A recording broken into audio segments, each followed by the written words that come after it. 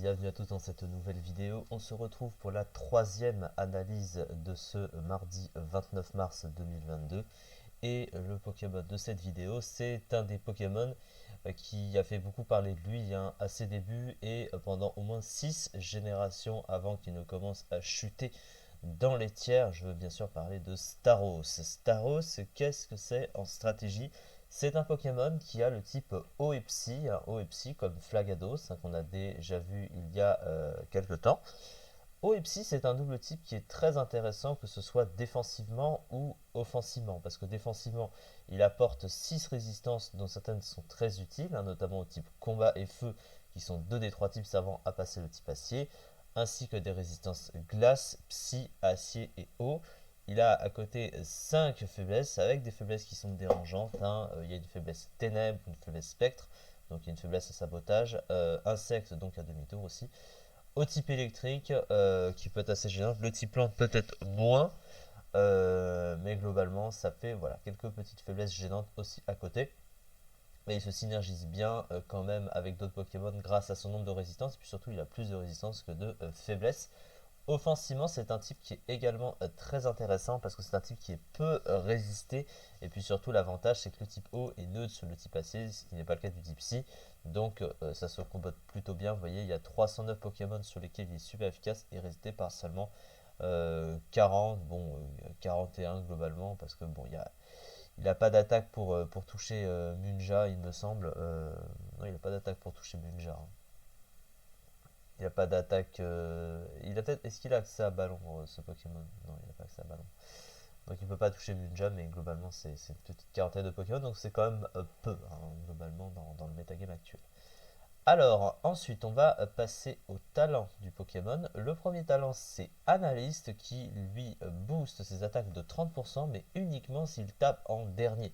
Et le problème, c'est que Staros est un des Pokémon les plus rapides du jeu. Donc, taper en dernier pour un Pokémon avec 115 en vitesse, bah, c'est pas vraiment adapté. Le deuxième talent est complètement inutilisable, puisque c'est Lumi-Attirance. Ça ne joue qu'en aventure. Ça facilite la rencontre avec des Pokémon sauvages, donc évidemment, c'est pas intéressant. En revanche, le talon caché, lui, est très utile. C'est Médic Nature. Ça soigne le Pokémon de son problème de statut s'il quitte le terrain et qu'il revient. Donc ça, c'est très pratique, évidemment. Qu'est-ce que ça donne au niveau des statistiques de Staros? Alors, c'est un Pokémon qui est plutôt basé sur l'offensive, globalement que ça. Il possède une attaque spéciale de 100, alors c'est correct, mais c'est pas incroyable comparé à d'autres, c'est sûr. Après, ça reste pas si mal que ça. Il possède 115 de vitesse excellence pitière pour un Pokémon offensif. Un bulk qui est passable, même s'il n'est pas incroyable. 85 dans les défenses et 60 en PV. Ah, c'est moyen moins. Et 75 en attaque, ça qu'il n'utilise évidemment pas. Son move pool, déjà offensivement, il est excellent parce qu'il possède déjà le fameux Bolt Beam. Il a Laser Glace et Tonnerre, donc il touche pratiquement tous les types du jeu. Surtout, en fait, il touche tous les types du jeu si tu rajoutes avec ça une attaque de type Psy. Il a évidemment Psycho ou Choc Psy, etc. etc. Il possède bien sûr Hydrocanon, Ébullition, Surf, donc les attaques de type eau, donc les stabs évidemment. Il possède Soin également. Pour un Pokémon offensif, c'est assez intéressant.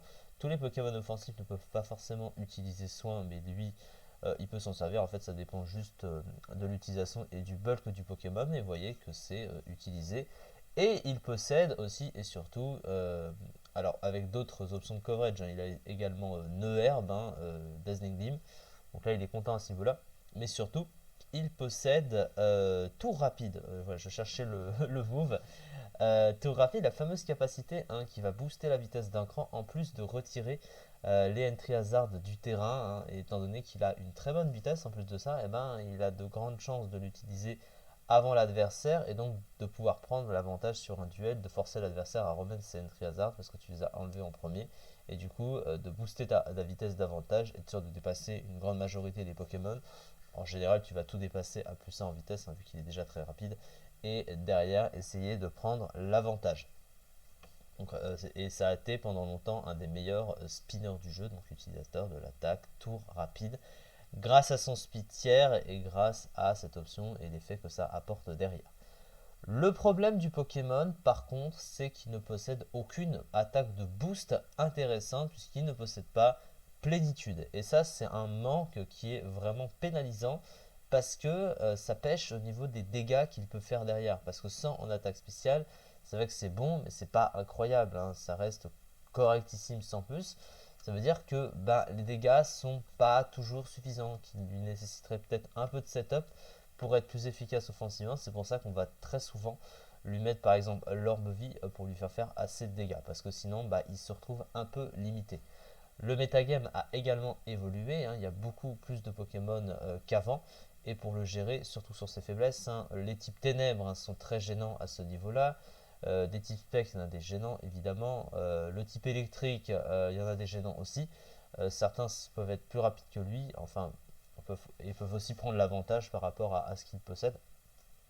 Enfin, globalement, Staros, il a juste été dépassé par le metagame, hein. C'est pour ça qu'à force, il a fini par descendre naturellement et que les options qui lui manquent finalement l'ont rattrapé également.